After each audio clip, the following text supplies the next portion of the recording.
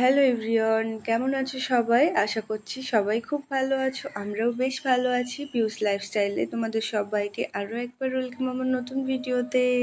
আজ হচ্ছে বুধবার, বাড়ি ফেরার পালা। তো আমরা কিন্তু ওই 1:30টা নাগাদ ঘর থেকে বেরিয়ে পড়ি। 4:30তে ট্রেন ছিল, কিন্তু লেট করিনি, কারণ গতবারের বাড়ি ফেরার অভিজ্ঞতাটা কিন্তু ভীষণই খারাপ ছিল। রাস্তাতে এক প্রচণ্ড জ্যাম ছিল, তার উপরে ট্রেনেও খুব খারাপ পরিস্থিতি তৈরি হয়েছিল, যে কারণে আজকে কিন্তু অনেকটা সময় হাতে নিয়ে বার হয়েছি। তো এই যে দেখো, রাস্তাটা তোমাদের সাথে শেয়ার করছিলাম। রাস্তা ভীষণই নিট অ্যান্ড ক্লিন, কারণ দুপাশে সবসময় লোকজন থাকছে পরিষ্কার পরিচ্ছন্নের জন্য। এখানে তো খুব বড় বড় হোটেল আছে, তাছাড়া এখানে বড় বড় মন্ত্রী, প্রধানমন্ত্রী সবার বসবাস ভবন, তো যে কারণে খুব নিট অ্যান্ড ক্লিন, পরিষ্কার পরিচ্ছন্নভাবে রাখা হয়। সব সময় কিন্তু গার্ডেনিংয়ের কাজ চলছে। আর দেখছো কত সুন্দর লাগছে, কিন্তু প্রচণ্ড রোদ্দুর ছিল গো। রোদ্দুরে তো অনেক কষ্ট হয়েছে। আর ওই যে আমি কিন্তু 4 হুইলার চড়তে পারি না, আমার বমির প্রবলেম আছে, যে কারণে কিন্তু আমি ওই জোর জবস্তি করে অটোতেই যাই। ওর বাবা বলে যে যে টাকাতে অটোতে যাওয়া হচ্ছে সে টাকাতে কিন্তু ভালোভাবে আমরা ওলা উবেরে যেতে পারি, কিন্তু ওই যে আমার শরীরের কথা চিন্তা করে আমি অটোতেই কমফোর্টেবল ফিল করি বলে অটোতেই যাতায়াত করি। তো চলো এবার স্টেশনে যাওয়া যাক। তো রাস্তাতে কিন্তু খুব একটা জ্যামের আমাদের সম্মুখীন হতে পারিনি আমরা। খুব ভালোভাবে কিন্তু নিউ দিল্লি স্টেশন পর্যন্ত পৌঁছে যাই। তারপরে ওই যে আমাদের যে প্ল্যাটফর্মে গাড়িটা আসবে সেখানে এসে ট্রেনের জন্য অপেক্ষা করতে থাকি। অ্যাট লাস্ট ট্রেনও চলে আসলো, আমরাও বসে পড়লাম। ধৃতাংশুর বাবা আমাদেরকে বসিয়ে রেখে সেও বাড়ির উদ্দেশ্যে রওনা দিল। আর এই যে একরাশ মন খারাপ নিয়ে আমরাও আমাদের মতো চলে আসলাম। ওর বাবাও কিন্তু নীরবভাবে ঘরের উদ্দেশ্যে রওনা দিল।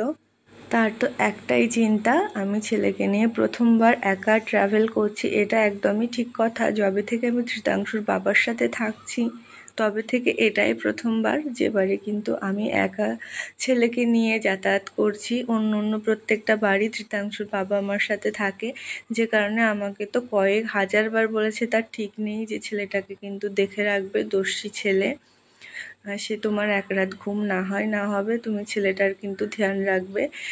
তো ওই যে তার কথাটা কিন্তু ঠিকভাবে আমাকে মেনে চলতে হবে। আর ধৃতাংশু কিন্তু এই যে ট্রেনে উঠে দেখো, ওখানে তো এখন রাজধানী এক্সপ্রেসে না প্রচুর হকার তৈরি হয়েছে। তারা তো অনেক খাবার বিক্রি করে, মানে যারাই ওইসব খাবার সার্ভ করছে তারাই কিন্তু সব ধরনের খাবারের আইটেম নিয়ে বিক্রিও করছে। একদিকে ভালো, একদিকে আবার খারাপ, কারণ যখন তখন খাবার নিয়ে হাঁটাহাঁটি করতে থাকে তো কেউ ঘুমিয়ে থাকে, তাদেরও সমস্যা হতে থাকে। তো কি আর করার, কিছু করার নেই, কারণ আগে কিন্তু এমনটা ছিল না, এখন যেন বেড়ে উঠেছে এগুলো। আর ট্রেনে এত মানে মানুষ হচ্ছে 2জন আর তাদের ব্যাগ হচ্ছে 10টা, ভাবো তাহলে কি করে হয়। যেন একেবারে লোকাল কামরা হয়ে গেছে, সেভাবেই আসতে হচ্ছে। তো আমরা কিন্তু বেশ কিছুটা রাস্তা চলে এসেছি। ধৃতাংশুর বাবার থেকে একটা ওই যে মটকা কুলফি কিনে নিয়েছে, সেটাই বসে বসে খাচ্ছে। আর এই যে বাইরের এই সুন্দর দৃশ্যটা তোমাদের সাথে শেয়ার করছি। দেখো ওই সামনে কিন্তু আমাদের ট্রেনের শুরুটা দেখা যাচ্ছে। তো চলো এভাবেই দুগ্গা দুগ্গা করে আমরা যেন খুব সুস্থভাবে সুন্দরভাবে বাড়ি পর্যন্ত পৌঁছতে পারি, এটা তোমাদের কাছেও আমি প্রে করছি। আর ট্রাভেলের এতখানি ভিডিও তোমাদের সাথে শেয়ার করার কিন্তু আমার একটা মূল উদ্দেশ্য আছে, সেটা অবশ্যই তোমাদের সাথে শেয়ার করব। একটুখানি অপেক্ষা করো আর আমার বকবকানি শুনতে থাকো, তাহলেই কিন্তু সেই জায়গাটা তোমাদেরকে দেখাবো।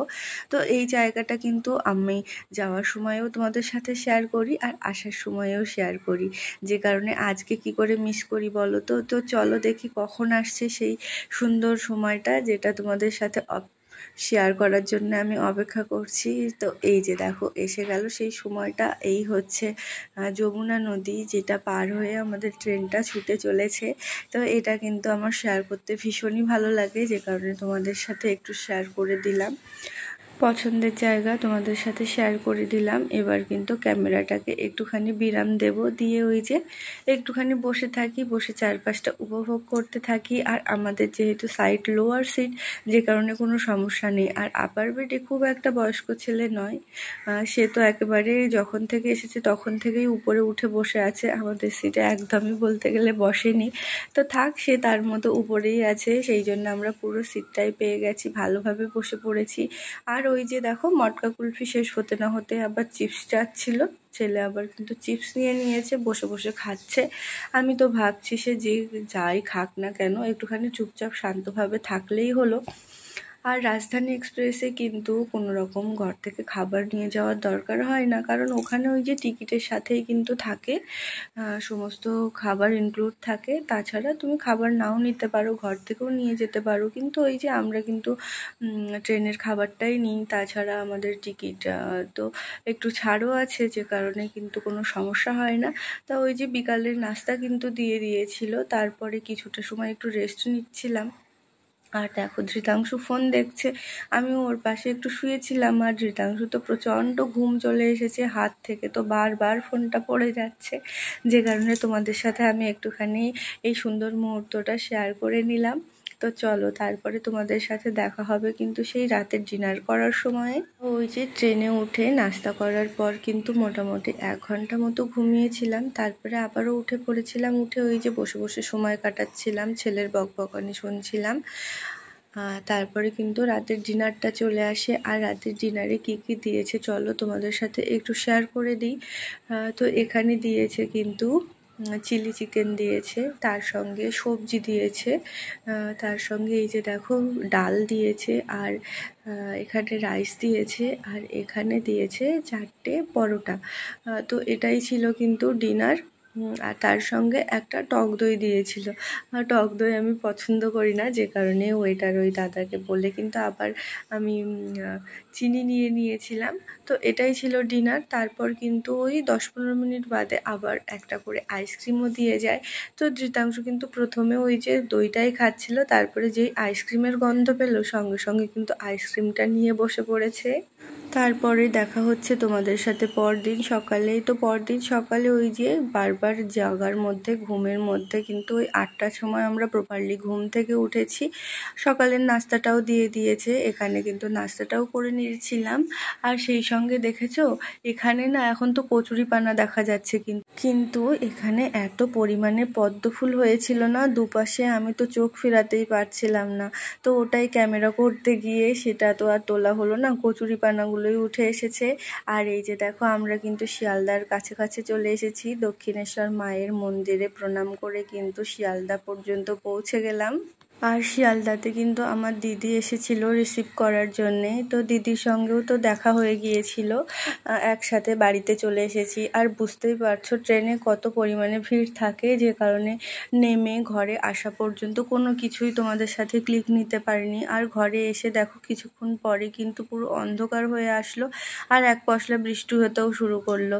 তো কি করা যাবে, বৃষ্টির মধ্যে হতে থাক, সেটাও তোমাদেরকে একটু দেখালাম। তারপরে এই যে আমরা কিন্তু ফেরার সময় আমাদের চাম্পাটি স্টেশনে নেমে কিন্তু সমস্ত বাজার টাজার করে এনেছিলাম। বাজার বলতে ওই পেঁয়াজ রসুন আদা কাঁচা লঙ্কা টমেটো, সেই সঙ্গে একটু মাছ আর মাংস। তো দুপুরে কিন্তু ওই যে ডাল আলু সিদ্ধ হয়েছে, মাছ ভাজা হয়েছে, ওটা দিয়েই দুপুরে খাবার খেয়েছি।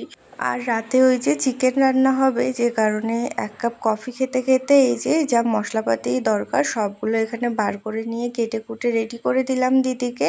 আর তারপরে এই যে দেখো ঘরের অবস্থা কি, 3 রুম 3 রকমভাবে পড়ে আছে। তো চলো এবার বিছানাগুলো গুছাতে লাগি। আর ওই যে দিদি একদিকে রান্না করছে, যে কারণে কিন্তু সমস্যা নেই, আমি ফ্রি আছি, যে কারণে ঘরগুলো গুছিয়ে নিচ্ছি। একটা রুম তো অলরেডি রেডি হয়ে গেল, তারপরে এই যে আরেকটা রুমে আসলাম, এটাও কিন্তু বিছানা চাদর পেতে এটাও রেডি করে নিয়েছি। আর ধৃতাংশু কিন্তু সব কিছু দৌড়ে দৌড়ে এনে আমার কাছে দিচ্ছে। আর এই দেখো বড়দি কিন্তু এখানে রান্না করছে। আর আমি কিন্তু সবসময় চেষ্টা করি রান্না থেকে কিভাবে ফাঁকি দেওয়া যায়, রান্নাটা আমি খুব একটা পছন্দ করি না করতে, একটুখানি সুযোগ খুঁজি এখান থেকে যদি ছুটি পাওয়া যায় অন্য কাজগুলো করব। তো বড়দি এখানে রান্না করছে, সেটাও তোমাদেরকে একটু দেখে নিলাম। তারপরে এই যে আমার রুমটাই ক্লিন করতে বাকি ছিল, তো চলে আসলাম আমার রুমটা পরিষ্কার করে দিই। আর ধৃতাংশু কিন্তু দৌড়ে দৌড়ে যা যা বলছি সব কিছু করে দিচ্ছে। তারপরে আমার বেডরুমটাও গুছিয়ে নিলাম, কারণ এলোমেলো হয়ে সব পড়েছিল না, একদমই দেখতে ভালো লাগছিল না। আর তো অনেক পরিমাণে জামা কাপড় হয়েছে, দেখো এই লন্ড্রি ব্যাগটা পুরো একেবারে ভরে গেছে, কালকে প্রচুর পরিমাণে জামা কাপড় ধোয়া কাচা করতে হবে। আর এই দেখো এই বাস্কেটটার মধ্যে না আমার ছেলে ঢুকে বসে থাকবে আর এর চেনটা সব সময় বন্ধ করে রাখবে।